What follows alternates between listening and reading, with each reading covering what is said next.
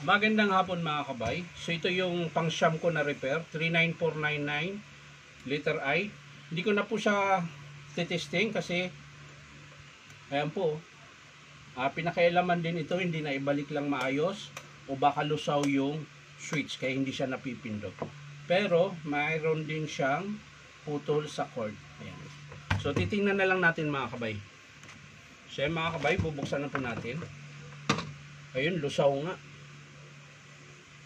Ayan po. Kaya pala hindi na siya mapindot. Ayan po.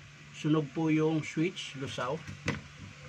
Tapos, tingnan natin dito sa kanyang element.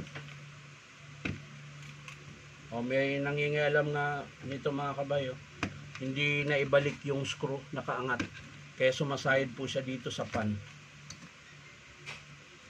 Pero dahil ganun po mga kabay, kailangan din natin buksan na talaga siya. At baka pagsalansan ng element mali din.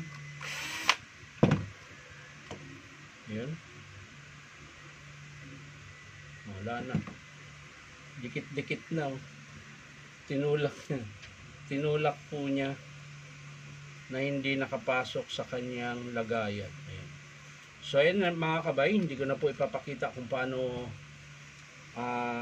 buuin. So papakita ko na lang mga kabay kapag in-approve ng customer. So ito mga kabay, ang papalitan dito ay element tsaka switch.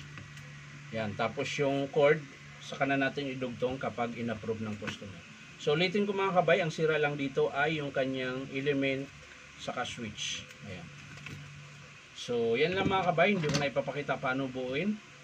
Bye bye.